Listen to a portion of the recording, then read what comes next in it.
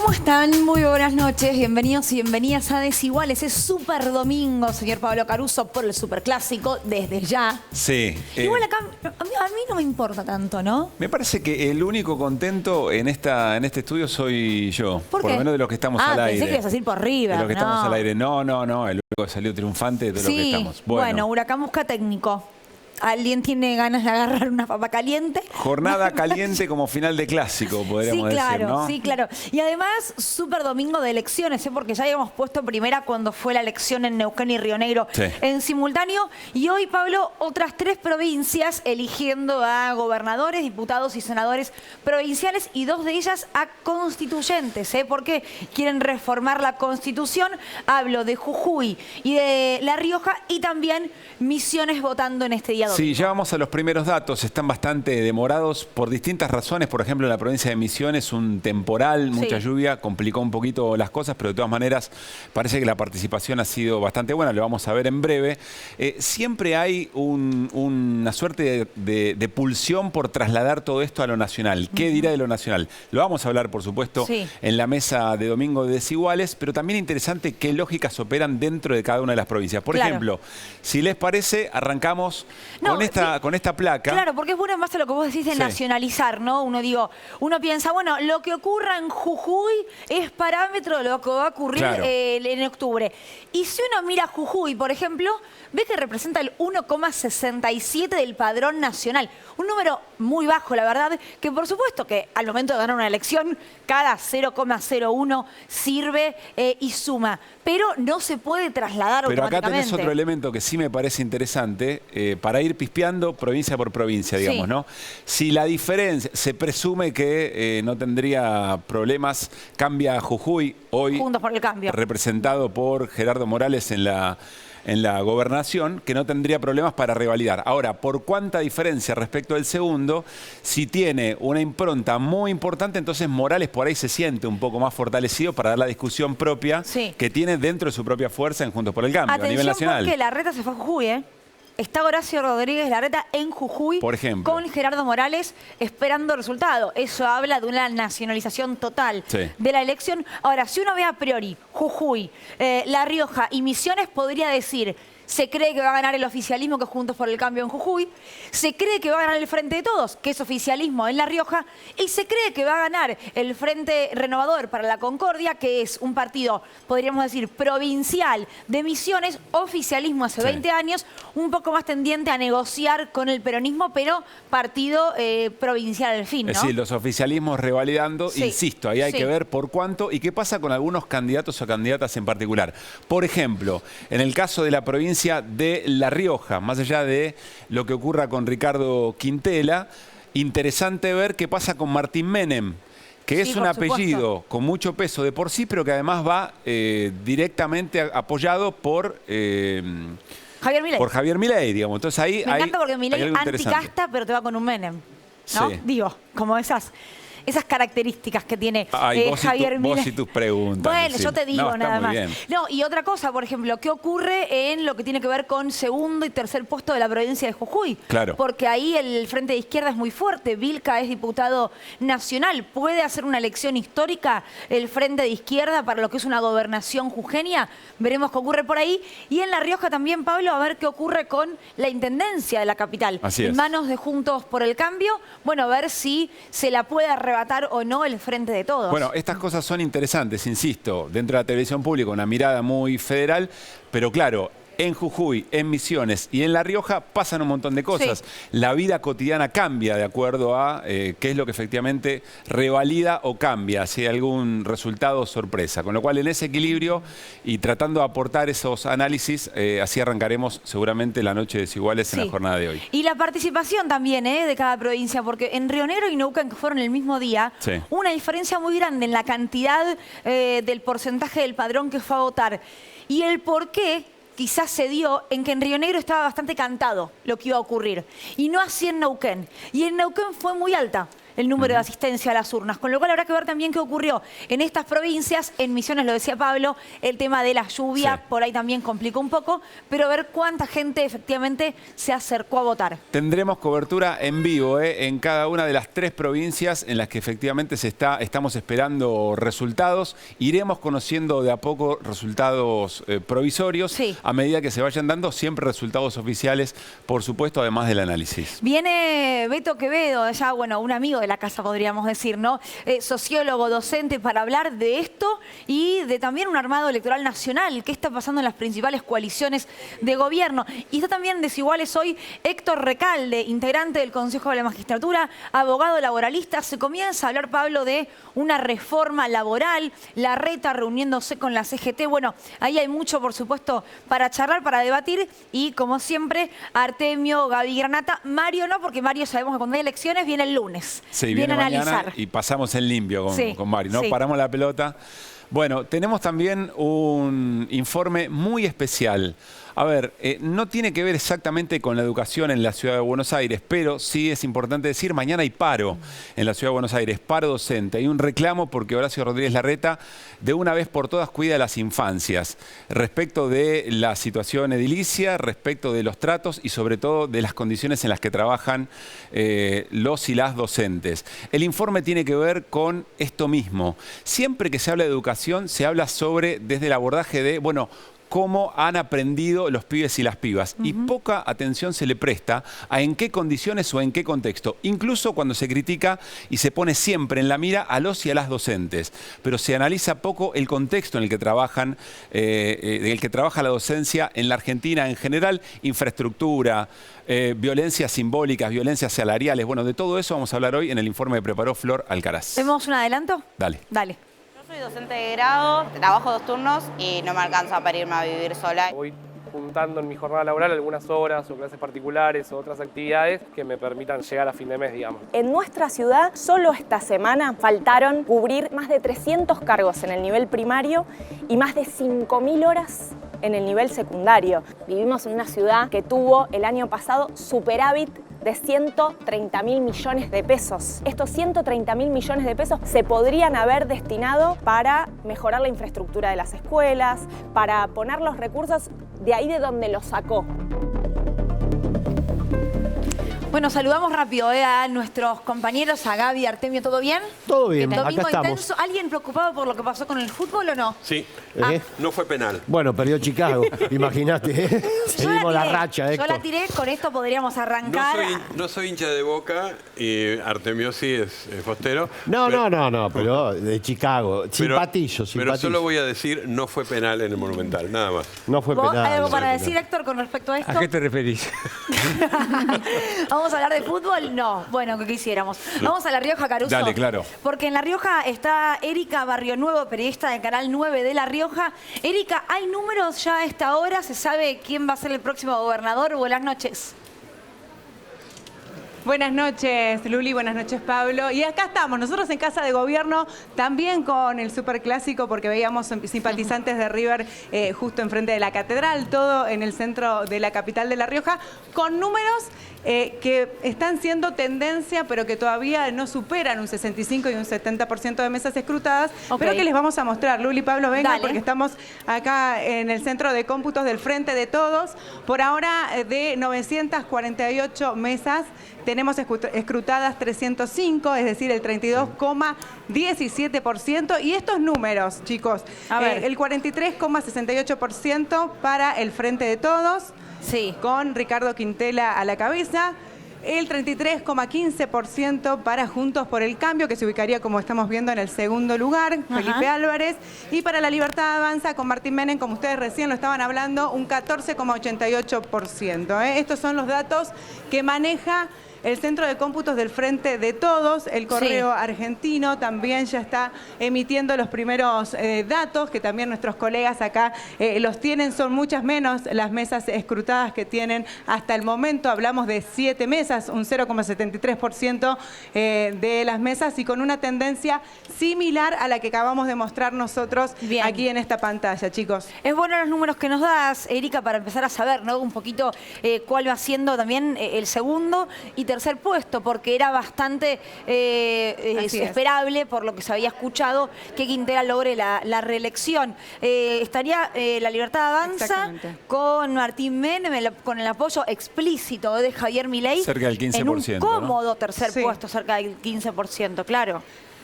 Claro que sí. Y con el acompañamiento de ambos presidenciables aquí en la provincia, ¿no? Recordemos que cerraron la campaña con ellos. Claro. Claro. Ahí tengo dos preguntas, Erika, en principio. Primero, si la diferencia que, por lo menos hasta acá, insistimos, casi una proyección, todavía falta 32% de las mesas. Un porcentaje importante de las mesas. Si se espera una diferencia como para que la revalidación de Quintela sea lo esperable. Y por otra parte, ¿qué expectativa había respecto de el porcentaje del candidato de La Libertad Avanza? ¿Está cerca de lo que se pensaba? ¿Está lejos? Yo creo que esto era el resultado que se venía hablando y que se esperaba, ¿no? Más allá de que dentro de los últimos días sabemos que hubo un intento de tendencia de ubicarlo en el segundo lugar. Sin embargo, bueno, lo encontramos, como estás viendo, en el tercero, pero sí, vaya sorpresa, en los datos que aparecen, si podemos verlo, en concejales, porque nosotros en la provincia de La Rioja elegimos gobernador, vicegobernador. También hablamos de intendente, viceintendente, que recién hablaban ustedes que con estos resultados que mostrábamos recién, sería ya formando parte de Armando Molina, ¿no? De la intendencia y saliendo Juntos por el Cambio, ¿no? Ese es otro dato que también no podemos dejar atrás. Pero vos fíjate acá, en concejales se armaría con varios concejales de La Libertad Avanza. Mira, tenés 3. Claro, bueno, meterían gente, claro. Claro, no es menor eso, ¿eh? No es menor. Ahora, lo que nos contás con respecto a la intendencia de la capital me parece también uno de los puntos a evaluar, ¿no? Si logra el Frente de Todos quedarse con la intendencia de La Rioja Capital. Recuperaría el oficialismo, recuperaría el Frente de Todos y sería la primera vez que coincidan, digamos, con, si bien el color político, pero digo, desde el mismo espacio, con la intendencia. Vos fíjate, esta es la tendencia que tenemos a esta hora, con las mismas mesas escrutadas, que hablábamos de un 30,7%. A ver, ahí actualizamos los datos. Mira, ahí tenemos un 49%. Sí. Poneme los datos, por favor, de las mesas escrutadas. Acá estaban las chicas de la Secretaría de Comunicación. Ahí está. Mira, mesas escrutadas tenemos el 49,17%. Se mantiene el 43,73% para Ricardo Quintela, el 33,6% de Felipe Álvarez y en el tercer lugar Martín Menem. Pero vamos a la intendencia, donde les mostramos a todo el país los datos de los intendentes para Capital. Fíjate, 38,67% para el Frente de Todos con Armando Molina y 32,82% para Juntos por el Cambio. Más peleado, pero interesante ver cómo se define y acá eso. La Libertad Avanza. Claro. Erika, volvemos en un rato, si te parece, con más mesas escrutadas y para ver, bueno, cómo se define esta elección. Muchísimas gracias y agradecemos, por supuesto, mañana llega acá. Gracias. Bueno, nos vamos a la provincia de Jujuy. Nuestro contacto allí es con Fabricio Rasguido, periodista de Radio Universidad. Fabricio, ¿cómo te va? Muy buenas noches. ¿Cómo está o qué se sabe? Si es que hay algún dato ya oficial a esta hora. No lo escuchamos a Fabricio, a ver si podemos... Vemos que está hablando, pero no logramos escuchar su voz. Entiendo que él nos escucha bien. Ahí sí, Fabricio. Ahí estamos. ¿Ahora sí? Sí. Buenas noches. Querido Pablo, querida Luli, gracias por este contacto. En el norte, bueno, se vive en una noche muy fresca. Estas elecciones anticipadas de este 7 de mayo de 2023, recién se están comenzando a conocer los datos en el marco del escrutinio. En un marco de día, chicos, le contamos, en una jornada que fue de menor a mayor, por el tema de que se esperaba mayor cantidad de electores en la provincia de Jujuy. Estamos hablando de casi 590.000 electores, del cuales, según informaron la fuente del Tribunal Electoral de la provincia, pudo llegar un poco más del 65%, a pesar de que la cantidad de electores fue mayor que en la elección de hace 2 años atrás, de 2021, en esta vuelta no tuvo la misma trascendencia y a pesar de que se está eligiendo el destino de la provincia de Jujuy en la era post-Gerardo Morales, entre 6 listas, 6 frentes y 2 partidos políticos de manera provincial. Hasta aquí, chicos, podemos informar y según las tendencias que se fueron dando en estas horas, porque se estaba guardando finalmente el escrutinio por parte de la empresa SICOM, que es la encargada de realizar los cómputos. en la primera tendencia está marcando una clara victoria del Frente Cambia Jujuy, en primer lugar, que es justamente el frente que representa al actual gobernador Gerardo Morales y que lleva como candidato a gobernador a Carlos Sadir. En segundo lugar, también es una sorpresa, por lo menos en lo que tiene que ver con esta tendencia en capital, el Frente de Izquierda y los Trabajadores, que tiene como candidato a gobernador a Alejandro Vilca, y en el caso de la izquierda vuelve a establecer una gran elección en capital y en provincia, tenemos entendido por esta tendencia, y que es justamente este logro que está teniendo hasta el momento, y según también su principal referente, Alejandro Vilca, es que, bueno, ha entendido el elector y el votante que era un proyecto de derecha o de izquierda, y eso parece ser que ha tenido una gran repercusión en los electores. En tercer lugar, de una manera también sorprendente, se encuentra el Frente Justicialista, que lo tiene como candidato a gobernador al presidente del Partido Justicialista local, estamos hablando de Rubén Rivarola. En el cuarto y en el quinto lugar también pelea otra de las dos líneas que salieron del peronismo, pero también han afrontado esta elección de una manera de conformar un frente político importante para darle pelea al actual oficialismo de Gerardo Morales, ¿no? Ahora, Fabricio, tengo una pregunta. ¿Hay ya números oficiales hasta ahora en Jujuy, al menos con pocas mesas escrutadas o no? Con las pocas mesas escrutadas se tiene hasta el momento un 39% de votantes para el Frente Cambia Jujuy, seguido por la izquierda que está tocando el 21%, el Frente Justicialista que estaría tocando hasta aquí el 18% y el resto de los frentes que estaría, bueno, superando el 10%, pero esto a medida que vaya subiendo y sumando todas las cantidades de telegramas que van llegando, Luli, esto también se va a ir haciendo una expresión, digamos, más amplia del actual oficialismo y bueno, y a esperar a ver cuáles van a ser las definiciones entre el Frente de Izquierda y el Frente Justicialista. Bien, Fabricio, te comprometemos para dentro de un ratito nomás para ver cómo, bueno, van resultando los datos oficiales, mayor cantidad para tener más precisión sobre las tendencias. Gracias por este primer panorama, enseguida estamos de vuelta. En un ratito Pablo y Luli con todo y además con lo que va a pasar en los búnkeres, que hay también visitas nacionales que vinieron justamente a apoyar a sus candidatos locales aquí en la provincia de Jujuy, que en un ratito vamos a hacer un detalle. Muy interesante eso, gracias Fabricio. Y vamos a ir a Misiones, Pablo. Estamos en comunicación con Yamila Foleto, ella es periodista de Canal 12 de Posadas. Yamila, buenas noches.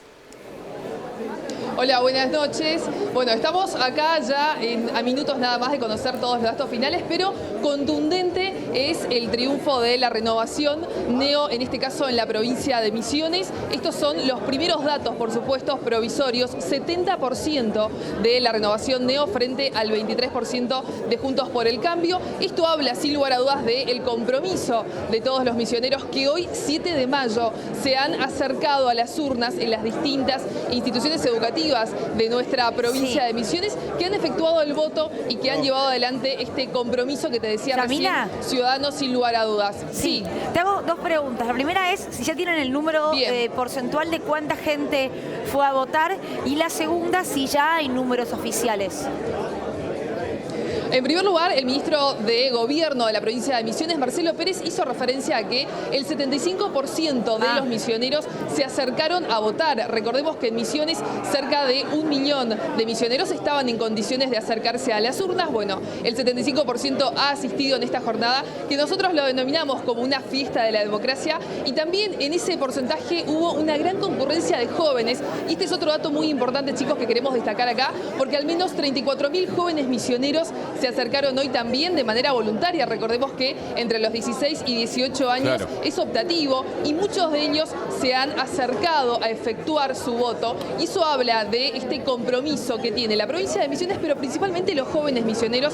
Por eso hablamos de esta fuerte impronta que ha llevado adelante la Renovación Neo. Y por otro lado, bueno, sí, estos son los primeros datos, como te decía recién, que bueno, se están comenzando a manejar desde el sistema electoral de la provincia de Misiones y desde el centro de cómputos, por supuesto. Por eso te decía recién, 70% de la Renovación Neo frente al 23% de Juntos por el Cambio, y esta tarea, ¿no?, que han hecho todos los misioneros hoy, cumpliendo su deber cívico, pero también manifestando su fuerte compromiso hacia el gobierno provincial. 70 es muchísimo, ¿no? Aún sin saber qué porcentaje está escrutado y en qué zona de la provincia, pero es un número muy alto. Y recordar, Yamila, en función de la participación que nos mencionaste del 75%, hoy fue una jornada bastante brava, ¿no? En términos climáticos. Bueno, sí. Es verdad, hoy tuvimos una jornada lluviosa en la provincia de Misiones, pero eso no ha impedido, sin lugar a dudas, a que los misioneros se acerquen, las familias, ¿sí? Y esto que te decía recién, los jóvenes, que esa es otra impronta que tenemos acá en la provincia de Misiones y que ha quedado demostrado hoy en estas elecciones del 7 de mayo, donde nosotros elegimos a gobernador, vicegobernador, pero también intendentes de los 78 municipios, 2 de ellos que eligieron por primera vez a sus representantes, y eso también fue un dato histórico para la provincia de Misiones, más allá, por supuesto, de los concejales y los diputados provinciales que se han elegido en esta jornada. Estos son los primeros datos que estamos manejando. Cerca del 10% de las mesas escrutadas hasta ahora es el porcentaje que tenemos, pero por supuesto, te digo, son los datos preliminares que van mostrando este resultado y cómo fueron las elecciones acá. Claro, de hecho intento meterme en la página oficial donde van cargando y está totalmente colapsada. No logro entrar a ver los porcentajes y los números exactos, ¿no?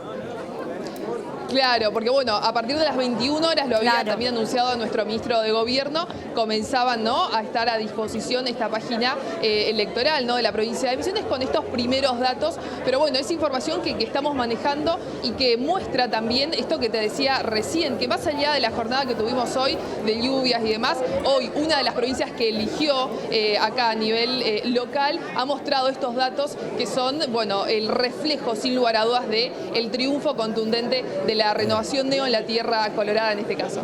Yamila, te comprometemos para volver a molestarte más tarde con un poco más de información ya con más mesas escrutadas. Gracias. Bueno, gracias. Gracias. Bueno, importante el trabajo de la televisión pública, conectando con las televisoras públicas locales y tratando de llevarles el panorama más certero, aunque todavía es poco el porcentaje que se conoce de resultados oficiales. Iremos actualizando a lo largo de la noche de Desiguales. Bueno, nuevamente, buenas noches, bajamos a la mesa. Artemio, ¿qué mirada de todo lo que acabas de escuchar? Vos que sos un cirujano de estas cosas. Bueno. Ciruja pensé que iba a decir, ¿no? ¿Cirujá? No. Pero bueno, una mirada quirúrgica, querés que te diga, si querés, que nos ayudás a poner el eje o a tener paciencia. La conclusión que ustedes plantearon en la introducción me parece que es la primera a tener en cuenta. Esto no se puede extrapolar a nivel nacional. Vota el 3.6% del padrón sumado. Sí. Hoy, claro. Ahora están votando. Con lo cual, las realidades específicas definen. Después cada uno hace su campaña como quiere, lo tenemos a Larreta que va a decir algo, bueno, pero eso no tiene ninguna relevancia. Mañana tiene un paro acá en Larreta. Sí. Pero de todas maneras, los oficialismos yo creo que finalmente van a terminar de imponerse. Eso muestra una tendencia que se repite también en muchos municipios, que cuando hay gestión, más allá de las circunstancias difíciles, hay una tendencia a la reelección. Aparentemente es muy contradictoria la información de concurrencia. En algunas provincias se plantea una baja en la concurrencia, en otras una histórica. Ya pasó en las 2 elecciones previas. Me parece que ese dato también es importante. Y después, la elección de la izquierda en Jujuy, que va a ser buena, ya era buena anteriormente y va a refrendarse, me parece, nuevamente en esta elección. La división del PJ, que yo creo que cuando sumemos cada una de las fracciones nos vamos a dar cuenta en Jujuy el impacto que tuvo esa división. Y luego lo de Menem, que me parece un dato central, porque por un lado muestra que efectivamente hay un núcleo de votantes para esa alternativa, va a sacar en torno al 20% del voto. No es lo que dan las encuestas metropolitanas para Javier Milei, pero es una realidad nueva en términos electorales, si bien el apellido tiene una tradición muy larga en la provincia. Me parece que esos son los datos centrales, pero vuelvo a insistir, es impropio, como lo dijimos en las elecciones de Neuquén y Río Negro, es impropio proyectar realidades locales tan específicas. Además hay uno para cada color, ahí cada uno puede decir gané yo. O sea, me parece un poco grotesco no observar que esto no se puede proyectar. Creo que también Larreta viaja porque quiere consolidar la alianza con la UCR en un momento donde Macri no parece compartir ese criterio. No, de hecho la foto de Larreta Morales de hoy va a ser importante, sí, va a ser importante. No solamente para Jujuy, sino para lo que tiene que ver con un armado electoral a nivel nacional y una interna tan fuerte como la que tiene Juntos por el Cambio. Por eso yo decía, hay que ver, Morales, recordemos, no va como candidato a gobernador, va como primer candidato a convencional constituyente, porque se reforma la Constitución. Pero Pablo consolidó su posición en la interna. Pero Macri, en Córdoba, está consolidando su alianza con Schiaretti, le va a ganar la provincia, una provincia que hay que recordar, Schiaretti a nivel nacional en Córdoba va a obtener muchos votos. Esa provincia, no digo le dio el triunfo a Juntos por el Cambio, pero contribuyó mucho. La aparición de Schiaretti en ese escenario... 2015 estamos hablando. Exacto, en el 2015. En ese escenario, en 2023... Creo que debilita en mucho la posición de la oposición. Pero ese es otro tema. Me parece que hay dos diseños de alianza conservadora. Uno, el que piensa a Larreta, más vinculado al despliegue territorial del radicalismo, y Macri está pensando en una alianza con sectores conservadores del peronismo. Es muy interesante esa dinámica. ¿Cómo la ven ustedes esa? Es estructural y pienso que puede producir efectos a mediano plazo importantes. Te dije que tenía precisión quirúrgica, Artemio. Sí, claro, era de cirujano. No, cirujano. Bueno, lo que creo que es difícil proyectarlo a lo nacional, estas elecciones. Está como síntesis de lo que estamos hablando. Juegan mucho los localismos, etcétera, etcétera, ¿no? Y lo de Schiaretti es un fenómeno distinto, que habría que operar ahí para ver qué proyección puede tener. Porque, digamos, Schiaretti no me suena como peronismo. Sí. Será un neoperonismo en todos casos, pero me parece que no.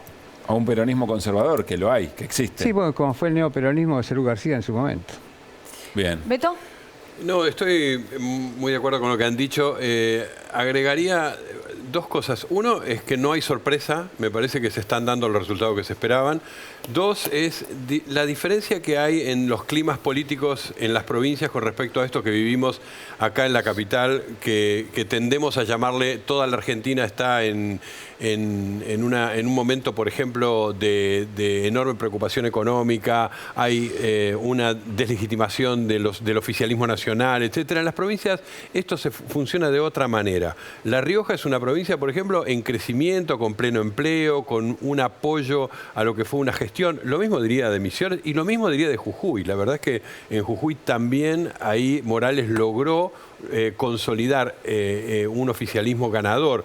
En Jujuy me parece lo que decía Artemio, la novedad sigue siendo Alejandro Vilca, que es un hombre del FID, que es la izquierda que va a tener el segundo puesto y que además va a ser significativo. Estamos hablando de un 30% del resultado. Todavía no está ese resultado. No está. Digo, creo que vamos a llegar a números de ese tipo. La otra cosa es el fenómeno de La Rioja con Menem. Yo creo que ahí... como decía Artemio también, es muy difícil nacionalizar eso, pero digamos, si hay un lugar donde se podría nacionalizar un poco respecto de Milei, es La Rioja, porque él juntó, Martín Menem juntó dos apellidos, juntó el de Menem, que es el propio, y el de Milei, que es el único que le habilitó, porque por ejemplo en la provincia de Misiones está la paradoja esa de que hay una candidata de Milei que no le dio el sello y que al final termina pidiendo que no la voten. Una cosa que vamos a ver cuándo sacó al final, ¿no? Extrañísima, ¿no? No la conocemos. No, incluso Milei viajó, hizo campaña. En La Rioja sí. Bueno, pero no es menor dato que los dos apellidos que concita Milei a nivel nacional son Bussi y Menem. Y Menem, sí. Casta pura. Casta pura. Ahora hay algo que me llama un poco la atención y es... Casta impura. Sí, casta impura. En Jujuy hablamos de una izquierda que puede quedar segunda en una elección a gobernador.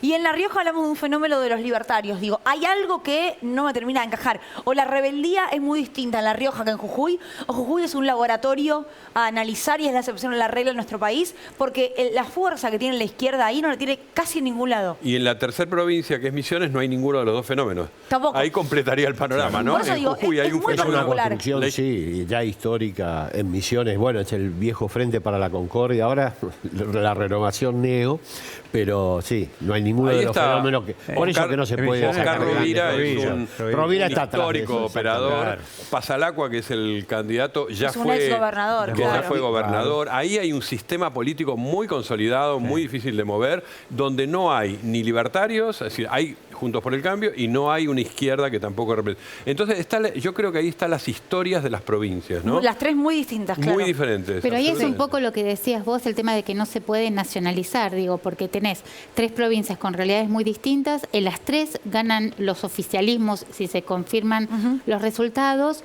Y también me parece que es un triunfo de la estrategia de los propios gobernadores de desmarcarse de la elección nacional, sobre todo de las 2 grandes coaliciones, el Frente de Todos y Juntos por el Cambio, porque ninguno tiene resuelta su interna. Bueno, entonces, este dato que da Gabriela es un dato nacional. Si hay un dato nacional de estas elecciones, es el desdoblamiento. Claro, y para el oficialismo, pero también para la oposición.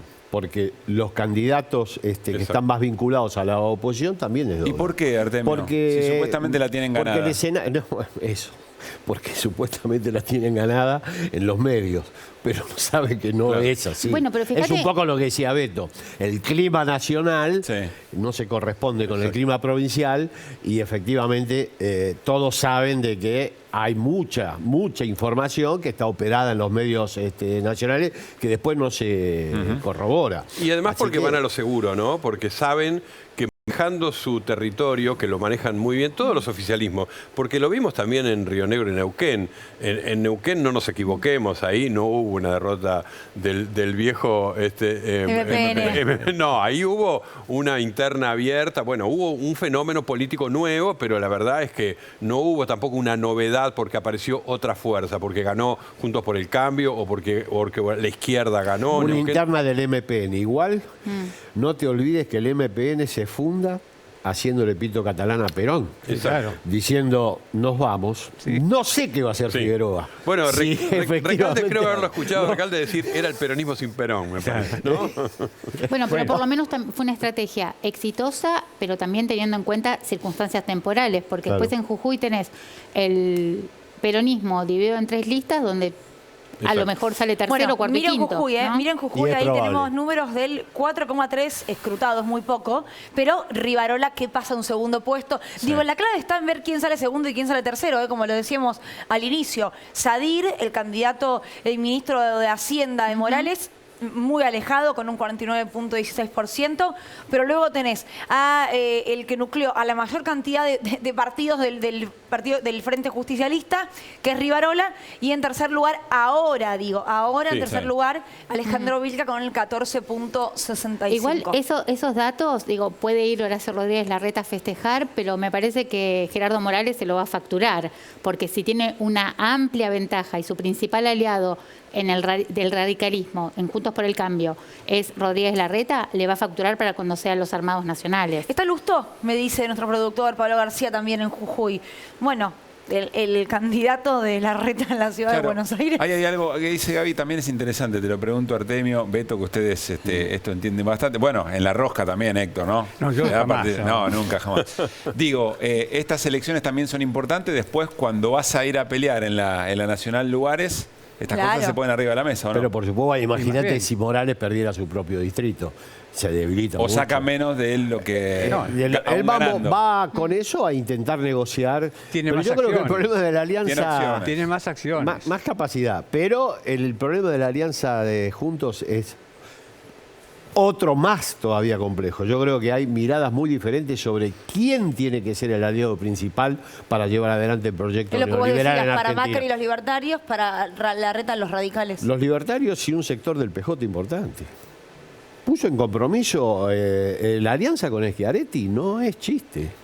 Lo bajó a juez, le quitó posibilidades a nivel presidencial. Un poco en Córdoba. Pero es medio como irse por fuera de estas 3 elecciones que son las que nos concitan. Hagamos doble clic, como dice Pablo, en Córdoba, porque aparte hubo cierre de listas en Córdoba en las últimas horas, y por eso vos mencionás la alianza Macri-Schiaretti. Porque además es el segundo distrito electoral y fue el que le dio el triunfo a la coalición conservadora en el año 2015. ¿Pero no es juez el candidato de Macri en Córdoba? No. ¿Cómo que no? Yo creo que es Schiaretti. Es más, creo que lo explicitó a la manera de Macri. ¿Por qué? Explica bien por qué. Porque tienen coincidencia de tipo ideológica, sí, inevitable. Lo que decía Héctor es real. Es un peronismo, yo creo que es un peronismo conservador. Soy de los que creen que el peronismo tiene una versión conservadora insoslayable. Pero bueno, es una mirada muy coincidente con respecto al qué país productivo existe, cuál es el corredor. Hay más gente en esa perspectiva. ¿Pero vos crees de que Macri eso puede con Schiaretti que de Macri con Está bien, pero vos crees que ese apoyo puede explicitarse, Artemio. Bueno, se está explicitando. Aunque sea tácito, igual te rompe también el frente de gobernadores lo bajó a De peronistas. Loredo a la capital, Otro planteo. que quería ser candidato, bajo la presunción de que históricamente en Córdoba, la capital, es una negociación favorable. Es radical en general. Es radical. Sí, pero es un radicalismo cordobés. muy particular. No es el radicalismo Radicalismo cordobés. tradicional. Muy cordobés. Radicalismo también es a lo Y cordobés. me parece que le puso una dificultad adicional muy grande a Juez. Es más, yo creo que si vos me forzás el debería estar análisis, muy enojado en este momento. debería estar muy enojado, y creo que Yarllola no tanto.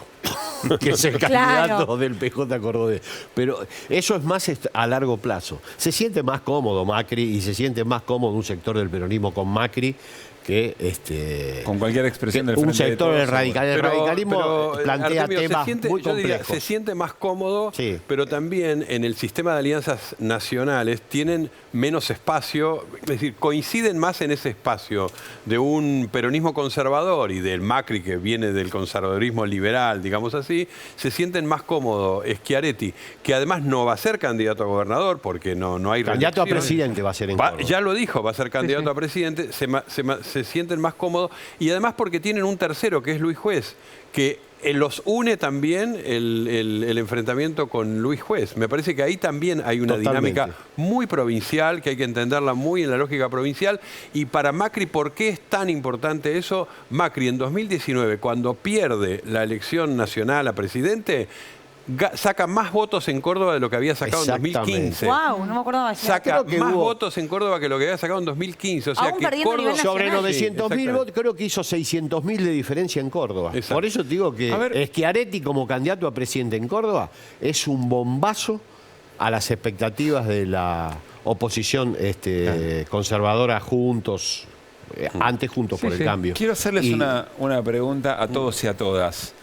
Esta dificultad para leer, no solamente en cada territorio, porque es cierto que hay distintas lógicas, pero ya para una lectura nacional, incluso de lo que pasa en cada provincia. Esta dificultad de no saber si determinada sigla de partido se responde con determinado programa y si las alianzas que se dan eran imprevistas. ¿Esto es el resultado de algo que se viene cocinando y que es parte de la crisis de la política? ¿O estamos frente a una novedad y no sabemos qué es lo que viene, incluyendo a la ultraderecha? Yo creo que estamos en un cambio de paradigma. Me da la sensación que esto aleja bastante a la gente. Porque no comprender, para mí aleja. Ahí con Artemio podemos dar un dato, porque nosotros que solemos ver Focus Group, yo he visto Focus Group donde le dan al ciudadano común y corriente acá, en Capital Federal y Gran Buenos Aires, ¿no? Le dan todos una serie de candidatos que son de Cambiemos, del peronismo, de libertad, le dan todo. Y les piden que los ordenen por derecha, centro, izquierda, por proximidades. Si uno ve lo que hacen los ciudadanos con ese juego, en general lo ordenan distinto de las etiquetas partidarias. Claro. En general los pone, es lo que acaba de decir Artemio. Podrían poner a Macri y a Schiaretti juntos, independientemente de que sea explícito o implícito que vayan a tener una alianza. Claro. La sociedad también percibe que hay un desarreglo, un desacople de sellos y de posturas políticas. Entonces ahora lo llevo a lo que vos preguntás. Yo creo que estamos en un cambio de época y diría que después de diciembre, y depende de quién gane, podemos estar en un cambio de régimen político. Puede haber una democracia distinta. ¿Qué significa eso? Significa que si gana la derecha, si gana Patricia Bullrich, para poner un nombre y apellido, lo que va a ocurrir no es un cambio de gobierno exclusivamente. Va a ocurrir un cambio de régimen político. Van a achicar la democracia. Va a ser más difícil en Argentina, por ejemplo, el derecho de huelga, el derecho de la protesta social, el uso del espacio público, las calles. Va a haber persecución, creo yo, más acentuada de lo que tuvimos en el periodo de Macri a la oposición. Va a haber novedades políticas en el régimen. Entonces, yo creo que estamos en un desafío mucho más complejo de quién va a ser el candidato. ¿Te acordás, Luli? Héctor está diciendo que... ¿Sabés cómo voy a citar las palabras de él? Para describir. Y dijo, tiene muchísima más autoridad en la descripción política que la que puedo tener yo. Maestro, por favor. Me viene muy bien. Muchas gracias. Perdón. Viniste a chorear, a decir, bueno, sí. viniste a llevar. Héctor, pero honestamente, Héctor, lo dice. abusa de la humildad como estrategia. Exactamente. Lo conocemos, Perdón que le hablo a Luli en particular, pero ¿vos te acordás, Luli, cuando vino Manuela Dávila y le pregunta, Manuela Dávila, una referente, un cuadro político impresionante de Brasil, Sí, de Lula, que fue del PT. candidata a vicepresidenta, ¿no? Cuando fue compañera de fórmula de Haddad, si no me equivoco. Claro, cuando compañera de fórmula de Haddad. Cuando perdieron las efectivamente. elecciones con Y Bolsonaro. le preguntamos a Manuela Dávila, bueno, si la derecha, si la izquierda, y yo, no se confunda, nos dijo. En Brasil lo que se elige es un cambio de régimen, no un cambio de administración Porque política. aparte vos le preguntabas, me acuerdo muy bien, por el tema alianzas. Recordemos Lula haciendo alianza con Alckmin, por ejemplo, con su vicepresidente, con quien estuvo enemistado muchísimo tiempo.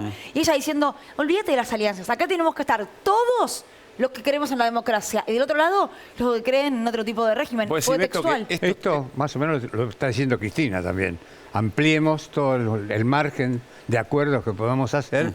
Y yo en ese camino, que soy muy obediente, estoy dispuesto a comerme algunos sapitos. Pero para lograr esa unidad, porque realmente... Pero el Festival de los Batracios no. No, Héctor, por eso, algunos sapitos. Y con condimentos. Pero quiero esa decir, cazuela, tenemos que tener en cuenta las dificultades, porque las que se atraviesa cumplimos 40 años de democracia. Exacto. Y eso está en juego en estas elecciones. Ahora, ¿un Larreta ustedes creen que no implicaría lo mismo que Bullrich, por ejemplo? Yo creo que puede tomar otros compromisos, ¿no? Me parece Larreta, si se produce esta coalición con el radicalismo y se produce porque Larreta está jugando a una coalición un poco más de centro. Me parece que no tiene el mismo proyecto político que tiene Macri. Yo creo que Macri quiere una coalición donde Milei esté adentro. Y a Larreta esto le cuesta más, sobre todo porque quiere poner al radicalismo entero adentro y el radicalismo le cuesta más Milei. Tragarse a Milei. Igual Bactracios hay en todos los platos, no solamente en el peronismo, ¿no? También las coaliciones que se formen en Juntos por el Cambio en la oposición va a tener muchas sorpresas. Por eso es lo que dice, para mí lo que dice muy bien Artemio, Córdoba puede ser un escenario que muestre alguna de esas corrimientos, diría yo, a cielo abierto, ¿no? Pero entonces, si no son los sellos partidarios, ¿qué son los programas los que unifican? Y quiero meter en la mesa la idea de programa, ¿cómo juega en esta novedad? Para mí el programa es indispensable, porque caracteriza qué es lo que el pueblo después puede ver como rendición de cuentas a los dirigentes. Si no, es el personalismo. Entonces, en mi espacio político se está analizando con mucha amplitud el programa que se va a presentar a la ciudadanía. Me das el pie perfecto, Héctor, para presentar el informe sobre reforma laboral, porque entiendo que en ese programa, por supuesto, tiene que tratarse lo que tiene que ver con política laboral, de la mano de eso, un régimen previsional a revisar o no. Bueno, vemos el informe, si les parece, porque la Larreta se juntó con la CGT además y charlamos. No se genera empleo privado formal en la Argentina hace 12 años. Se necesita un cambio. ¿Qué significa ese cambio? Primero de todo, terminar con la industria del juicio. Vamos a trabajar muy fuerte sobre el modelo de indemnización que se ha convertido en un robo que cierra empresas. Tomar en un empleado da pánico. ¿Por qué? Porque tenés el riesgo de un juicio laboral. Un juicio por cualquier cosa. Juicio por cualquier cosa. Debemos militar, compañeras y compañeros, el triunfo del peronismo para no darle un tranco de ventaja a la derecha que viene por nuestros derechos. Una pyme que tiene 10 empleados, un juicio laboral, voltea la pyme y se quedan sin laburo los otros 9. Esa es la Argentina de hoy. Yo no tengo la menor duda que la Argentina necesita una reforma laboral. Vamos a terminar con la industria del juicio para que se genere trabajo en la Argentina. Esa es una de las actualizaciones, modernizaciones que requiere el sistema laboral. Para los que opinan de la reforma laboral, nosotros le queremos decir que hay que acabar con la jornada laboral semanal de 48 horas. Eso es una antigüedad. Trascendió una presunta juntada secreta entre Larreta y una parte de la CGT. Esa conversación dijo claramente que descartaba la reforma laboral. Que él buscaba como decimos, el entendimiento en algunos casos particulares, a proponer y después debatirlo en el mundo del trabajo. Dijo claramente que la palabra reforma y el concepto de reforma lo descartaba. Actualizaciones, modernizaciones. Acá hay compañeros que, bueno, asumieron una posición de intercambiar el edificio de la CGT por un edificio, no sé si, no quiero dar lugar porque por ahí me equivoco. No tendríamos que haber parado arriba de la mesa, poder vender la historia de la Argentina, la historia de la Argentina. Ahí estuvo el cadáver de Vita, por caso. No estuvo Pablo Moyano, la unidad, pero no estuvo Pablo Moyano. No lo sé.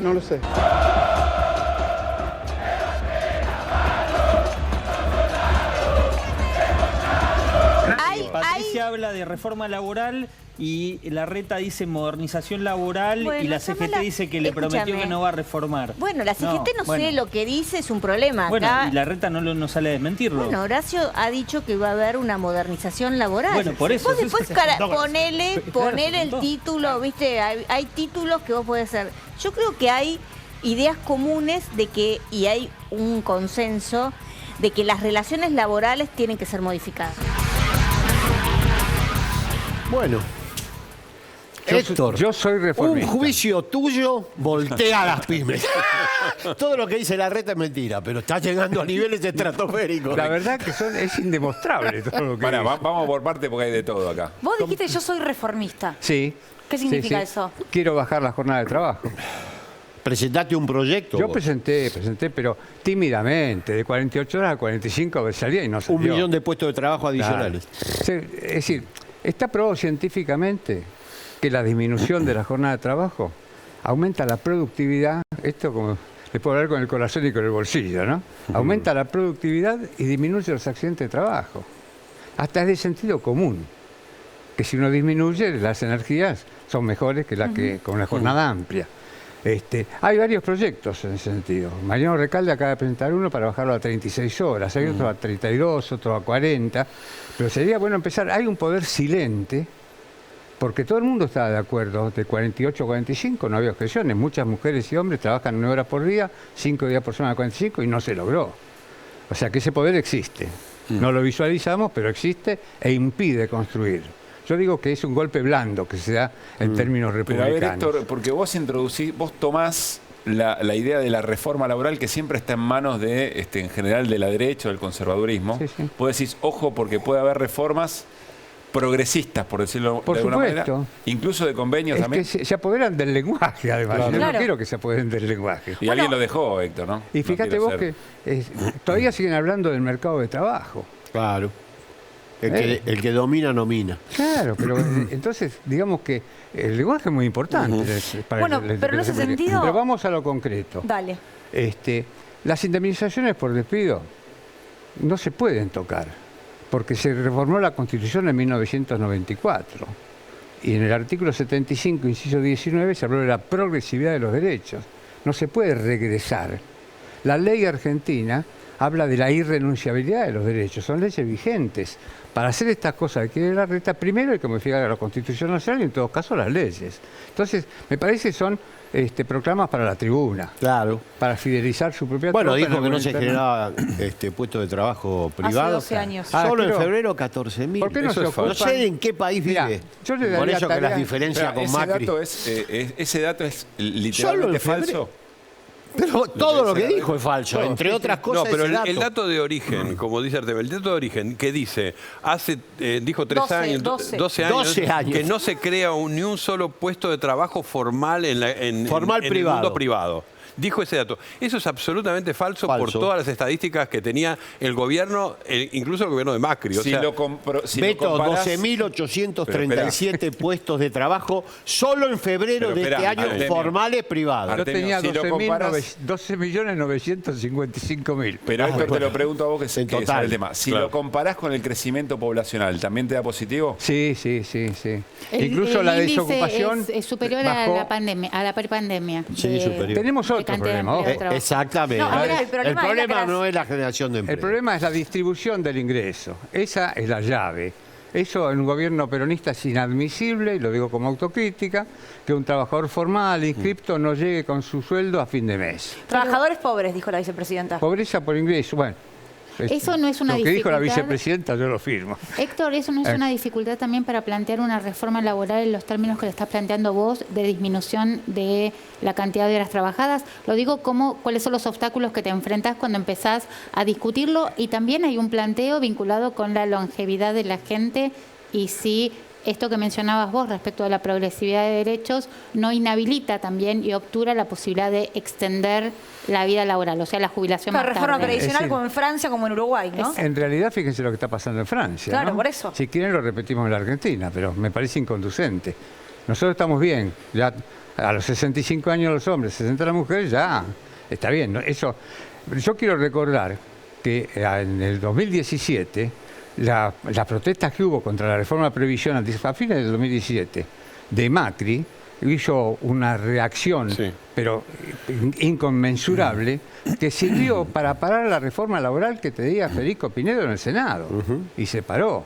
Pero está demostrado la genialidad de los derechos de los trabajadores con la evolución de la economía. Beto, vos querés decir algo. Es la política. Bill Clinton lo diría con más claridad que yo y con un epíteto. Es la economía. Punto. Estúpido.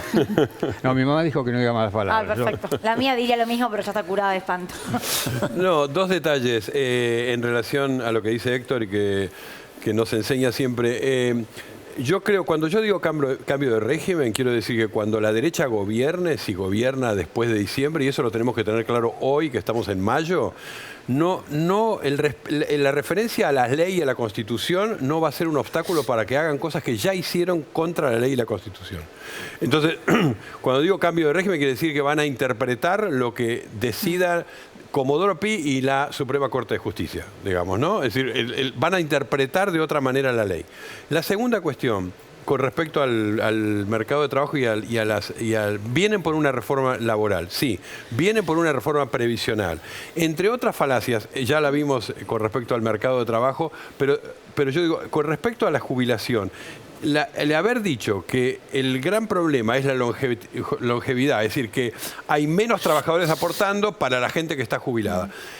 La Argentina no tiene ese esquema desde hace mucho tiempo. Es decir, el fondo con el cual se pagan las jubilaciones es mucho más complejo que el aporte únicamente de los trabajadores. Y eso debería ser una regla más universal, porque lo que ha cambiado es el capitalismo. Y ha cambiado no solo la longevidad, ha cambiado el modo en el cual se empieza a pensar los sistemas de protección social que no vengan de esa fórmula, diría yo, del siglo XX, primera mitad del siglo XX, donde había una ecuación entre los... Un jubilado cada 4 trabajadores. Exacto. Eso no existe es un anacronismo, es un vinilo. Bueno, exactamente. Entonces, eso es un disco de vinilo de crimen. Pero perdón que lo diga de esta manera, porque sé que la palabra reforma siempre suena muy de derecha.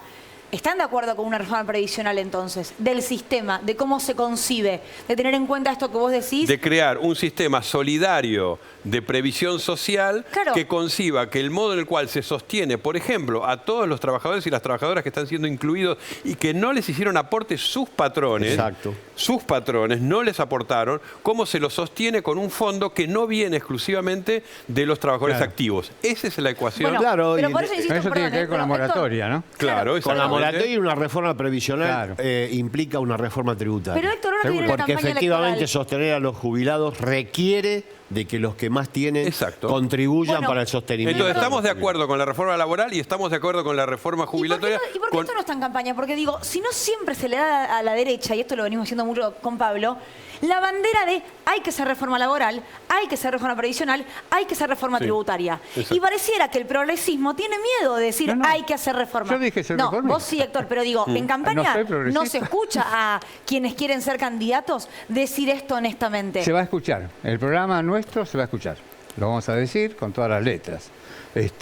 Pero hay muchas cosas. Pasa que la palabra reforma, Héctor, tiene una connotación en Argentina que es difícil quitarla. Pero evidentemente lo que decís, Luli, tenés razón, hay que plantear una agenda que sea capaz de tomar estos temas, como el tema de inseguridad.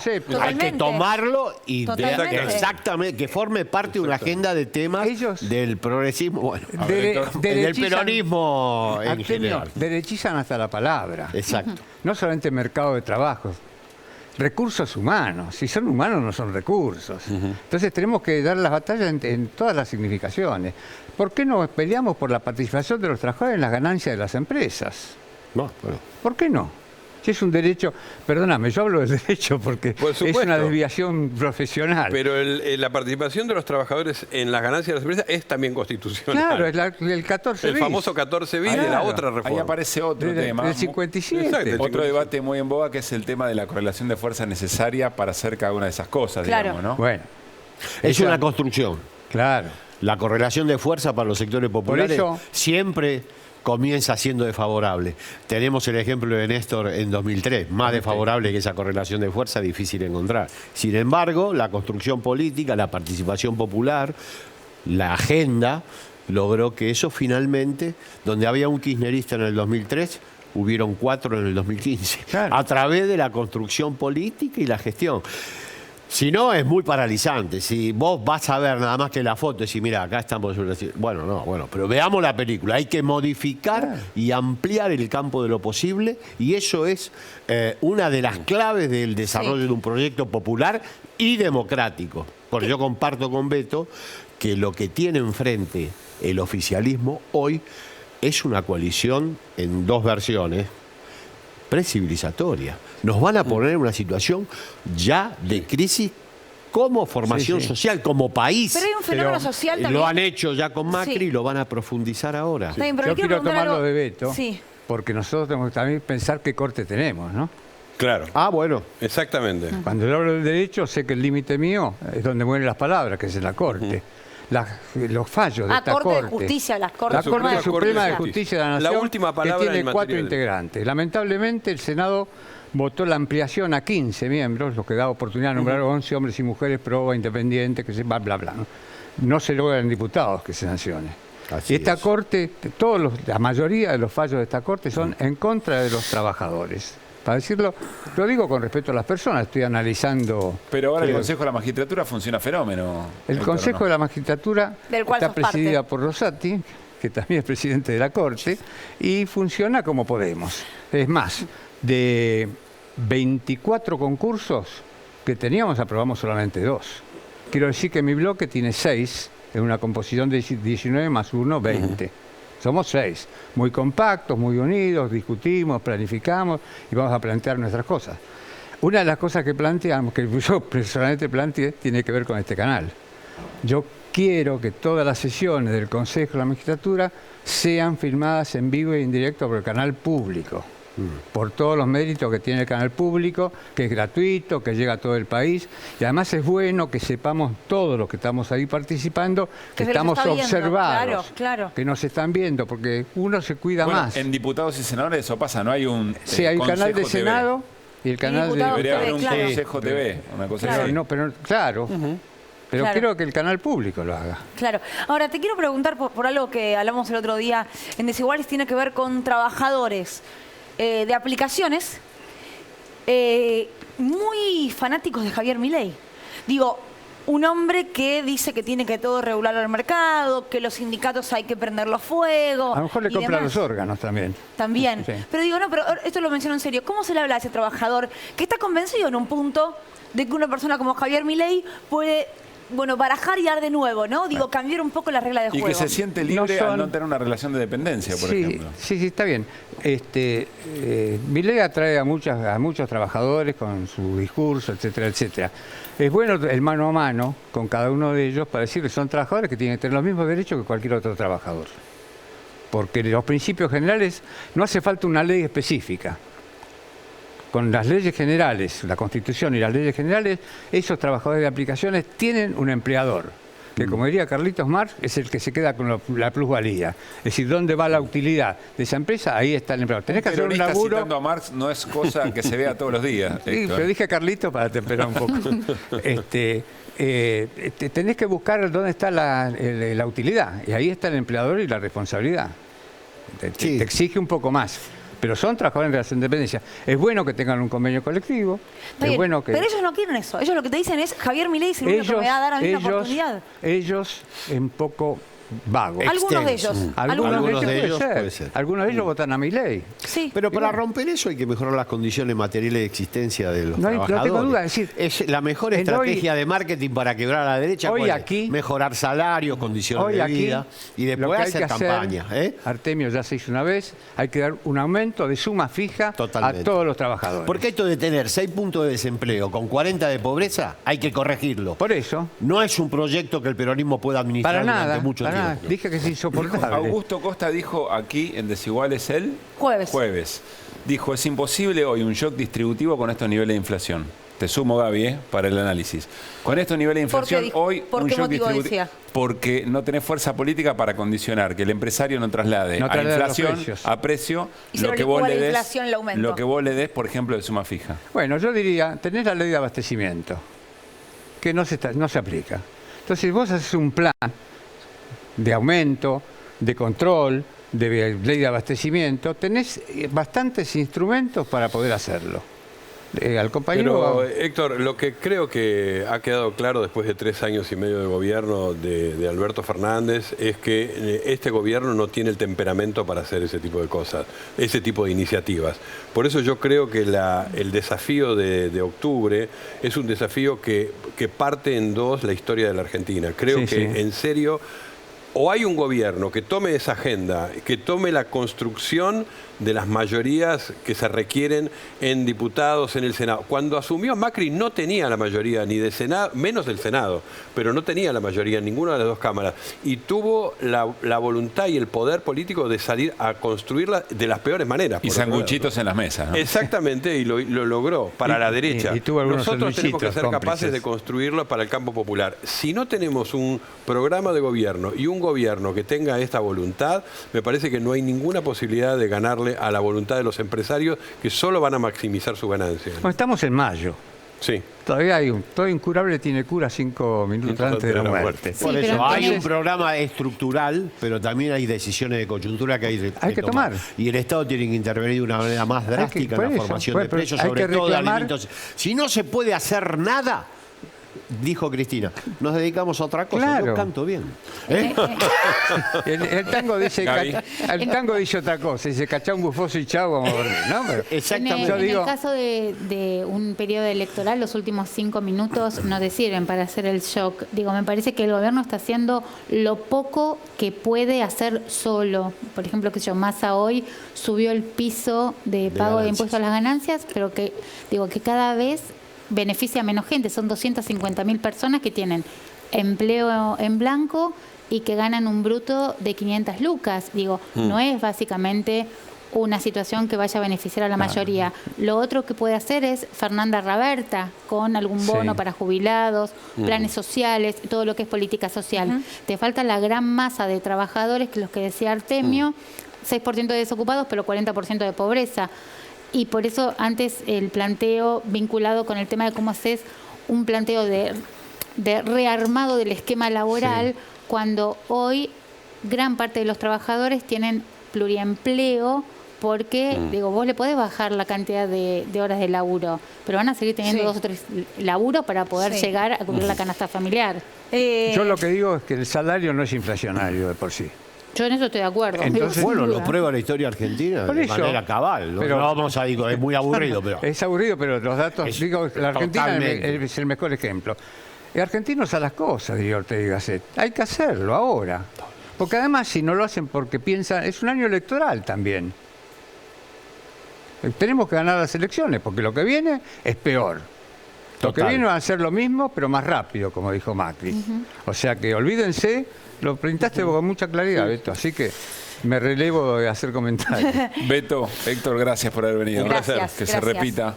Bueno, de hecho ya se repitió, por suerte. Así que les gusta, Luli, la pasan bien. Sí, qué bueno. Bueno, vamos al corte. Sí, pero atención porque al regreso hablamos sobre educación. ¿Por qué no reforma educativa también, no? Sobre la mesa después del informe de Flor Alcaraz. Las condiciones en las que se educa hoy en la Argentina. Viene también como invitado Manuel Becerra, para muchos, @HMendele en Twitter, así lo conocen. Así es. Así que de esto hablamos después del corte.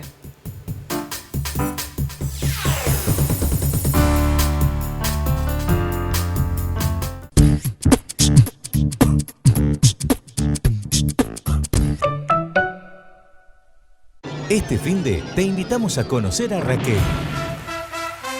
¡Basta aquí! No, pará, esa no es Raquel. Thank you. Esta es la felicidad de la prehistoria. Felicidad atávica. ¿Cómo imaginar desde el hipismo la prehistoria? La prehistoria. Sí. La prehistoria vía LSD. Claro, porque solamente alguien que toma algo de ese cara. Imagina la tortuga gigante. Fin de semana con Raquel Welch. Filmoteca. Domingo en trasnoche. Televisión pública. Santander. Una tarjeta exclusiva para los que trabajan con vista al río. Para todos los que trabajan con vista al río.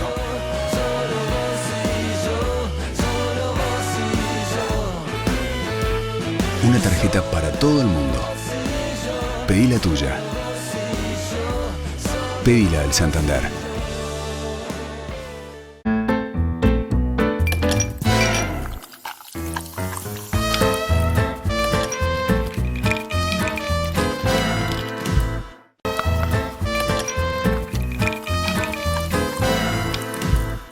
Un partidazo, Rochi, ¿eh? El lunes a las 18 horas se estarán jugando San Lorenzo y Defensa y Justicia. Hay promesa de buen fútbol. Yo tengo fe, la verdad que confío en el Tigre y en la formación que puede traer. Con lo mejor de cada fecha. Pérez, ¿te dejó una marquita para que te lleve de recuerdo? No, terrible, sí. Con más info que no falla. Hay que ganar o ganar. Los domingos seguimos en racha. Era chiquitito y tuve la suerte que mi viejo me hizo bostero. Me hice hincha de este club, de este escudo que tengo acá. Zona Mixta, domingo 23:30. Televisión pública. Cuando entras a Pedido Ya, entras a tu barrio, donde encontrás lo que necesitas. El barrio siempre te da algo más. Un corte más limpio, una gaseosa más fría, un pancito extra, un perejil de regalo. Porque antes que cliente, acá sos vecino. Pedido Ya, tu mundo al instante.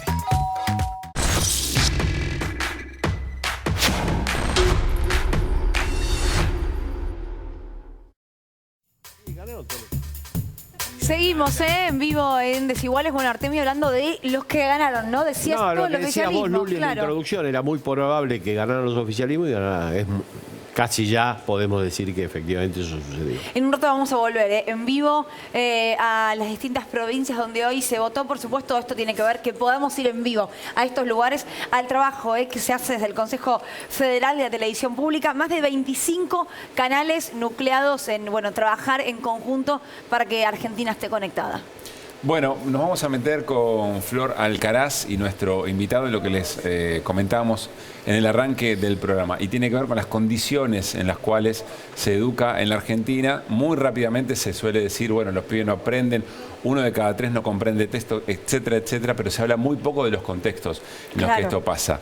Flor, ¿cómo anda? ¿Cómo va? Y Manuel Becerra, que es Chemendele, el Twitter, pero yo le digo Chemendele siempre. Así que le voy a seguir diciendo Chemendele. Es docente, que es profesor de historia y que además, reflexiona y mucho y de manera muy profunda sobre la educación en la Argentina. Sí, un poco el disparador de este informe fue esta noticia que conocimos hace un par de semanas, que una rata había mordido a un estudiante en Ciudad de Buenos Aires. Ya son 40 las escuelas de este mapa de la rata, porque se hizo un mapa para saber qué escuelas... De la rata. El mapa de la rata. Sí. Artemio. Yo no dije nada, pero a partir de ahí, porque como siempre en los informes que hacemos en Desiguales, como hay un disparador y vamos al territorio, vamos a los lugares, empezamos a ver qué pasa y nos encontramos con un montón de aulas que estaban vacías y nos preguntamos qué estaba pasando ahí. Y nos enteramos de algo que yo particularmente no sabía y por eso decidimos profundizar ahí, es que están faltando docentes en la Ciudad de Buenos Aires, pero en todo el país. 1 de cada 4 docentes que ingresan al sistema educativo estatal al año se van. Y por día faltan 120 vacantes en la escuela primaria y 1.800 horas en la escuela secundaria. Es un problema estructural y esto hace que, lo que decías vos, que los pibes no aprendan a leer y escribir, que los que están y los que se quedan estén sobrecargados y sobrecargadas porque tienen que hacer malabares para no dejar las aulas vacías. Así que fuimos a hablar con docentes y con especialistas para entender por qué pasa eso. Por supuesto, vemos el informe y después lo discutimos, si les parece. En varias provincias del país faltan docentes. El 25% de los maestros y las maestras que ingresan al sistema educativo estatal se van al año. La crisis educativa es una crisis de los docentes y las docentes. Vamos a conocer sus historias para entender qué pasa. Yo soy docente de grado, tengo 7º grado, trabajo 2 turnos, trabajo a la mañana y a la tarde y vivo con mi familia, vivo con mi madre y con mi padre. Trabajo 2 turnos y no me alcanza para irme a vivir sola. Ahora estoy trabajando actualmente solamente en el turno mañana como maestro. Trabajaba hasta el año pasado ambos turnos. Por un motivo un poco de cierta salud y paz mental renuncié al cargo de la tarde, que me parece que también habla un poco de las condiciones laborales en las que estamos. Voy juntando en mi jornada laboral algunas horas o clases particulares o otras actividades que me permitan llegar a fin de mes, digamos.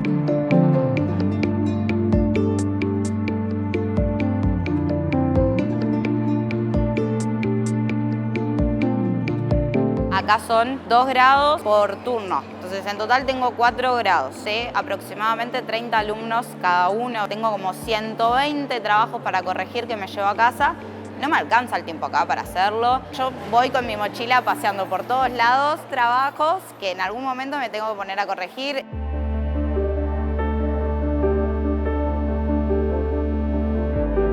En nuestra ciudad, para ponerlo en números, solo esta semana faltaron cubrir más de 300 cargos en el nivel primario y más de 5.000 horas en el nivel secundario. Es decir, el promedio diario es de cerca de 120 cargos en el nivel primario y más de 1.200 horas en el nivel secundario. Hay muchos motivos que hacen que la docencia sea cada vez menos atractiva, ¿no? En relación entre el trabajo que implica para la cantidad de tareas que necesitamos, ¿no? Y el salario que significa. Entonces eso hace que haya menos gente cada vez que elija este camino de la docencia. Escuela número 9 en el barrio porteño de Caballito. Un chico de 4º año de esta escuela fue mordido por una rata. Este insecto que estás viendo ahí, un alacrán, la picadura puede ser realmente mortal. En una escuela en la capital federal encontraron 4. Están realizando el semaforazo en este mismo momento. El problema de nuestra escuela, igual que en 75 escuelas de Cava, es la falta de gas, de suministro de gas. Hay un plan sistemático de desgobierno del sistema educativo. Esa es la acción. Vivimos en una ciudad que tuvo el año pasado superávit de 130.000 millones de pesos. Estos 130.000 millones de pesos se podrían haber destinado para mejorar la infraestructura de las escuelas, para poner los recursos de ahí de donde los sacó. Ahora va a venir los días de frío, siempre tenemos un problema con las calderas que no funcionan, que no están en condiciones, que no se pueden prender. Y hay una política por parte del ministerio que pareciera ser más una campaña que otra cosa, que es esto de los 192 días de clases. ¿De qué sirven 192 días si partes de esos días fueron mantener las escuelas abiertas, aunque no haya agua, aunque esté infestada de ratas, aunque no se pueda? Es venir a ocupar un lugar en la escuela y nada más. Nosotros queremos escuelas abiertas, no depósitos de pibes y pibas abiertos. La mayoría de los y las docentes tienen doble y hasta triple jornada para poder llegar a un salario digno. En las escuelas sobran ratas y alacranes y faltan recursos para las altas temperaturas y los días de frío. ¿Quién quiere ser docente hoy en Argentina? Esta pregunta de Flor siempre, ¿no? Es muy buena y me parece que es muy buena primera pregunta para Manuel. ¿Quién quiere ser docente? Es una pregunta que habría que indagar por territorio fundamentalmente. Claro. Justamente porque en las grandes ciudades es donde más se manifiesta este problema. Por ahí no se manifiesta en el interior de las provincias, sino en las grandes ciudades donde hay más oferta de educación superior y más oferta laboral, en todo caso más variada, digamos, con otro tipo de... Entonces en la Ciudad de Buenos Aires eso es un problema bastante grave. Que hay que decir esto, es la mitad del sistema educativo de la Ciudad de Buenos Aires, porque solo el sistema público el que tiene este problema. El sistema privado no sabemos, porque en realidad no hay estadísticas, eso está muy oscuro, digamos, muy detrás de... Entonces es la mitad del sistema educativo que en 15 años de gobierno esta gestión no pudo solucionar un problema que es muy rastreable, muy trazable, es muy evidente, todos lo vemos todos los días. Yo como voy a la escuela todos los días y veo las inasistencias que hay, que no es porque faltan los docentes solamente, también son renuncias, son cargos no cubiertos, hay gente que se jubiló y no puede cubrirse el cargo. Porque no hay gente que porque tenga no hay ganas gente de que hacerlo. tenga ganas de agarrar ese cargo. Así es. Yo porque no tengan vocación, como dijo Soledad Acuña varias veces. La vocación se paga, digamos. Yo puedo tener la mejor de las ondas. No me da de comer la vocación, ¿no? No me da de comer, y la vocación incluso sola no alcanza para tener un buen criterio profesional para desarrollar la tarea. Yo soy testigo todos los días, incluso me pasa a mí mismo, de que intento hacer cosas didácticamente en los cursos donde trabajo, tengo que corregir un montón para el jueves, por cierto, donde yo le pongo la mejor onda y con todo el amor del mundo, pero hay algo ahí que está fallando didácticamente. O sea, hay algo de la profesión concreta de ser docente que no alcanza la vocación, que tiene que ver con un acompañamiento a lo largo de la carrera post-egreso del profesorado, que funciona muy mal, y ahí ustedes hablan un poco de reforma, ahí es un núcleo dentro del sistema educativo argentino que habría que intervenir. Me reinteresa hablar de reforma porque digo, también entiendo que cuando hablamos de que los pibes no comprenden cuando leen, de que los docentes son mal pagos y no se pueden cubrir las vacantes y demás, bueno, hay que hablar de una reforma educativa entonces. Sí. Siempre la pregunta es, ¿con qué tinte? No, claro. ¿Y hacia dónde? ¿Y qué es? O sea, los chicos no saben leer y escribir, hay que reformar la educación. ¿Cuál es la cadena la secuencia lógica de acontecimientos? Varias cosas, ¿no? Y que tenga una perspectiva también federal, porque esto que pasa en Ciudad de Buenos Aires, en otras provincias, lo que sucede es que sobran docentes. Entonces hay que pensar como un plan federal que pueda como equiparar esa situación. Algo para sumar a lo que venías diciendo en relación a las licencias psiquiátricas. Muchos y muchas se piden licencias psiquiátricas, sobre todo después de la pandemia, por estos problemas que desbordan a la cuestión educativa de enseñar y aprender. Digo, porque los pibes y las pibas llegan con muchos problemas que arrasan y que no saben dar respuestas, entonces no pueden dar respuesta a los docentes y se piden esas licencias y ya están estos vacíos en las aulas muchas veces. Sí, no solo eso. Esta semana hubo una situación muy delicada donde hubo una especie de horda indignada contra una escuela de nivel inicial en Palermo, en la ciudad de Buenos Aires, donde entró la policía, encerró a las maestras para interrogarlas en una escena realmente muy, muy, muy siniestra. Denunciaban abuso sexual. Denunciaban abuso sexual. La gente que se ha dedicado a hacer seguimiento de esos casos se ha encontrado con que la mayoría de las veces eso es falso.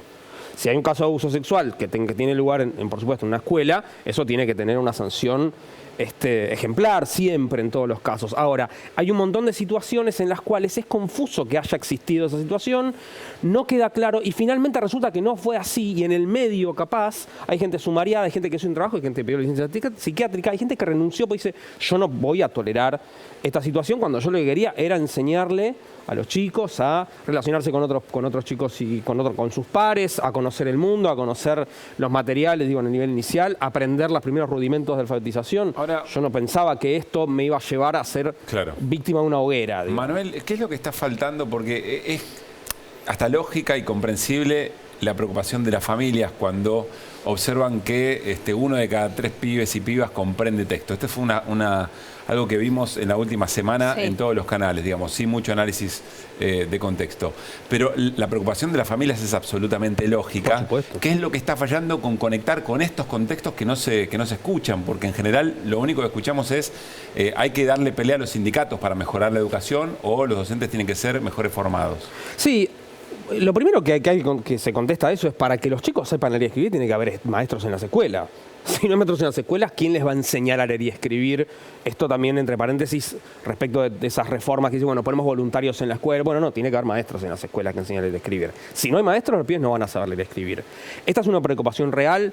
Yo la verdad que no soy muy especialista en evaluación estandarizada del sistema. Sí lo veo a mis alumnos de lunes a viernes en la escuela. ¿Qué año das? Yo trabajo en primero, tercero y cuarto año de secundaria y también doy clase en un instituto de formación docente de primaria, con lo cual también entro a grados de primaria. ¿Te referís a las pruebas PISA, a las pruebas Aprender? A las pruebas PISA, a las Aprender, las CERCE. Estas que circulan esta semana son de la CERCE de 2019. Sí. Es un dato de 2019, prepandemia ese dato. Con lo cual ahora puede ser peor. Seguramente es peor.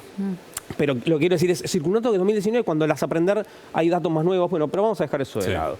En definitiva, hay una preocupación, yo veo que los pibes tienen problemas de lectura y de escritura, más, menos, y se puede intervenir sobre eso, hay formas de intervenir sobre eso, y acá hay una cuestión que es importante resaltar. Yo lo que veo es una falta de coordinación de cómo se interviene sobre eso. El Estado ha perdido control sobre lo que pasa concretamente en las aulas. Entonces hay una especie de, esto es lo que decía, de falta de acompañamiento. Perfecto, yo soy profesor de historia, soy profesor de historia. No sé enseñar a leer y escribir en historia, que no es lo mismo que enseñar a leer y escribir cuentos, ni notas periodísticas, ni cartas, que son formatos, por ejemplo, que ya no existen, pero que en la escuela se siguen enseñando y está muy bien. Yo te enseño a leer y escribir en historia, yo no sé hacer eso, nunca me enseñaron a hacer eso en el profesorado de ningún lado. A ningún historiador le enseñan a hacer eso. Entonces, yo tengo que tener un acompañamiento de parte de un circuito de formación continua que me acompañe a ver cómo yo, desde historia, porque no es un problema de práctica del lenguaje o de lengua, es un problema de todas las materias, cómo yo, desde historia, puedo intervenir sobre eso, porque se puede hacer, hay formas de hacer eso, enfoques, métodos para actividades para ir. Claro, pero lo que vos decís es no existe el sostén. No existe el sostén. No existe el sostén. No existe el sostén. Existe un universo muy variado, corrupto, anárquico de la formación continua, donde vos tenés a ONGs, a veces sindicatos que son sellos de goma que no tienen afiliados, un montón de grupúsculos y a veces también el Estado que intenta meterse en un mercado, como te digo, muy corrupto y muy anárquico, donde vos haces dos cositas, haces un curso falso, lo pagás y te dan puntaje. Ese puntaje te sirve para ascender en la carrera docente. Ahora, esto que vos estás pensando, ni siquiera estás abordando el tema de las nuevas tecnologías en la educación, estás hablando de lo básico. Porque además ahí tenés también hasta como una mirada ideológica, porque mi pregunta, la que te quería hacer es, ¿cuánto ves vos que estas falencias del sistema de gestión pública tienen que ver con favorecer sistemas de gestión privada? Si se está haciendo con ese objetivo, es una estrategia por goteo, digamos. O sea, por desgaste del sistema público, eso debería ir generando una especie de mayor demanda de educación privada, con lo cual eso se puede transformar en un buen negocio para alguien que dice, bueno, me pongo una escuelita, se lo pone y se va privatizando en el largo plazo el sistema educativo. Es una posibilidad que esa sea la estrategia que tienen. Acuña, Larreta, Macri, es posible que esa sea la estrategia. Es larga de llevar adelante, o sea, pues, pueden pasar 50 años. La Ciudad de Buenos Aires es la jurisdicción más privatizada, que tiene el 50% de la privatización del sistema, pero en el país es el 24% de privatización, con lo cual para cargarse el 75% restante... No, a lo mejor es para las grandes ciudades, que era lo que planteaste vos. Para las grandes ciudades sí puede ser una estrategia. Me quedé pensando en el tema salarial, que no es el único, pero es central, porque es lo que dice las vocaciones, se paga. Larreta desmoronó el presupuesto educativo casi un 20%, es el más bajo de la historia.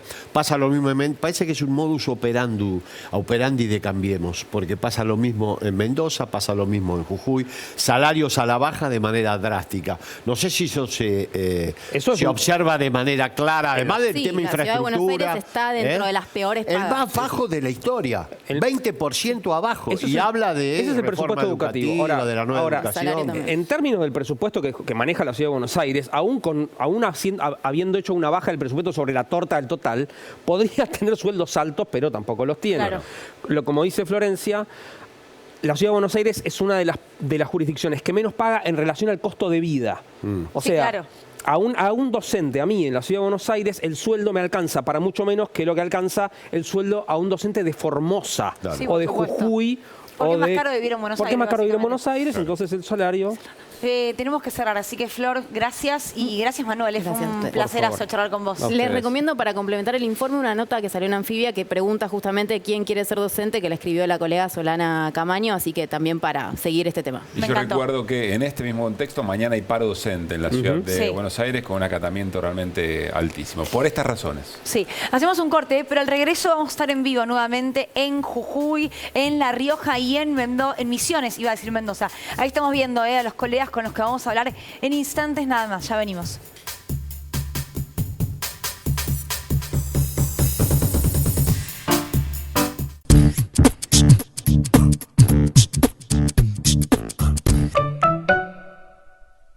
Jesús había ilusionado con una utopía nueva de pueblo. Se llama al estrado al señor Orlando Llorio. Un profeta de su tiempo por la vida y la justicia. Las torturas que sufrió Llorio realmente hacen que él sea realmente un mártir, ¿no? Fue a encontrarse con Francisco, que hayan celebrado junto la misa, me pareció bueno, ¿no? Si callan, gritarán las piedras. En busca de Orlando Llorio. Documental. Estreno. Domingo, 22:30. Televisión Pública. Santander. Una tarjeta exclusiva para los que viajan. Para todos los que viajan.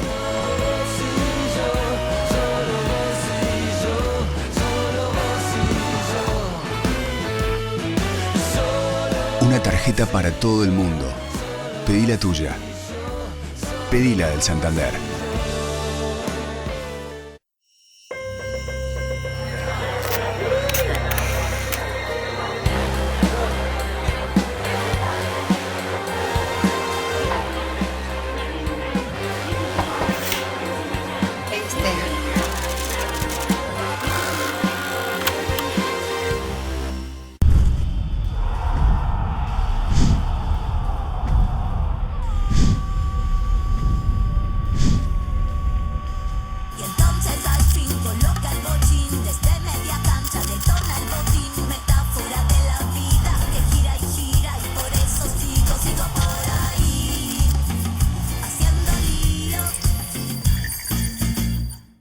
Volvió la Feria del Libro. Hasta el 15 de mayo en La Rural te espera el acontecimiento cultural más importante de Latinoamérica, la Feria Internacional del Libro de Buenos Aires.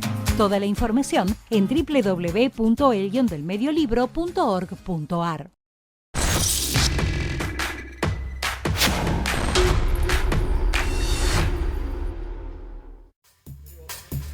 Bueno, muy bien, seguimos en Desiguales y en este último bloque hacemos un repaso de lo que está pasando en las provincias que eligen hoy a nivel local sus autoridades. Nos vamos a pantalla compartida y allí tenemos a nuestra compañera Erika Barrionuevo desde La Rioja y también está Fabricio Rasgido desde Radio Universidad en la provincia de Jujuy. Lo que estamos viendo en Misiones es la espera de la conferencia de prensa, donde efectivamente seguramente Pasalauca, gobernador electo, va a dar alguna declaración. Bueno, compañeros, compañeras, a ver, me voy primero con Erika Barrionuevo en La Rioja. ¿Cómo están las cosas? Muy bien, Luli, Pablo. Bueno, repasamos los datos actualizados. Dale. Parece 48,05% para el Frente de Todos, que es Ricardo Quintela, 33,32% para Juntos por el Cambio y también el dato de 15,91% para La Libertad Avanza. En este caso son datos oficiales suministrados por el Correo Argentino, con un 18,87% de mesas escrutadas. En este caso son los datos oficiales. A las 22:30, pasadas las 22:30, se espera que ya hable el gobernador porque hay una tendencia irreversible en lo que es el estamento provincial y en el resto va a haber que esperar. Y una última pregunta, Erika, ¿qué pasa con la capital riojana? Sí. Y eso es lo que estamos esperando, mayores datos, ¿no? Porque esto es mesa a mesa. Teníamos esa tendencia que te contábamos en la salida anterior, bueno, donde hay una diferencia de 7 puntos, pero hay que esperar, ¿no? Eso es lo que nos están marcando desde los datos oficiales, ¿no? Todo es una tendencia a lo que sería como habíamos contado. De todas maneras, contarte que acá en el centro de la capital, justo enfrente de Casa de Gobierno, ya se ha concentrado mucha gente para celebrar lo que sería el triunfo del gobernador Ricardo Quintela, y la conferencia la va a dar en la residencia oficial. Y a esto sumarle de que mañana visita a la provincia de La Rioja y a las 11 de la mañana va a hablar junto con el gobernador Ricardo Quintela el presidente Alberto Fernández. Dato no menor. Erika, gracias. Vamos a ir ahora en vivo a Jujuy con Fabricio. ¿Cómo viene ahí el segundo y tercer puesto, Fabricio? Porque el primero pareciera ya bastante aceitado, ¿no? Me parece que ya hay como una tendencia irreversible. Luli y Pablo, les comento cómo está la situación acá en el norte, luego de varios inconvenientes que se suscitaron alrededor de lo que era el conteo de votos, ya que la empresa, como lo señalamos en el bloque anterior, bueno, ha tenido una serie de inconvenientes. De a poco va normalizándose para conocer en detalle cuáles son los números que se están dando en Jujuy, y con el 15%, Pablo y Luli, les comentamos que el candidato Carlos Sadira, gobernador por el Frente Cambio de Jujuy, está teniendo una elección realmente muy importante y lleva una diferencia abismal con el resto de los frentes, casi un 49,50% de votos. Esto está seguido ahora sí el Frente Justicialista, que ha recuperado una ventaja y se apuesta casi en el 20%, seguido por el FIT, que ahora está en 14,55%. También está la otra línea del PJ, de Unidad por Jujuy, con un 7,9%. Y también Jujuy tiene futuro con un 4%. En esto, Luli, para hacer un señalamiento, ¿no?, de la diferenciación que se da, estamos hablando de estos datos con el 15% escrutado hasta el momento, casi las 10:30 de la noche. Y que en un ratito el gobernador muy bajo el porcentaje de escrutados. Muy bajo hasta el momento. Y también así en el centro de cómputo se hicieron las denuncias porque se tardaron tanto tiempo en dar a conocer resultados que se había estipulado entre las 20:30 y 21 y después terminó casi con una hora de retraso. Esto llevó obviamente a una serie de reclamos por parte de los frentes, lo ha marcado el Frente de Izquierda, sobre todo en una jornada que para ellos señalaban no había sido normal, al contrario, habían denunciado ciertos fraudes que se dieron y se daban en el interior de la provincia y en Capital también. A esto quería agregarles algo, Luli, porque bueno, hay algunas figuras nacionales que ya están aquí y van a participar del acto que en un ratito lo va a hacer el gobernador de la provincia. Está Horacio Rodríguez Larreta, quien viajó con Martín Lustó desde Buenos Aires.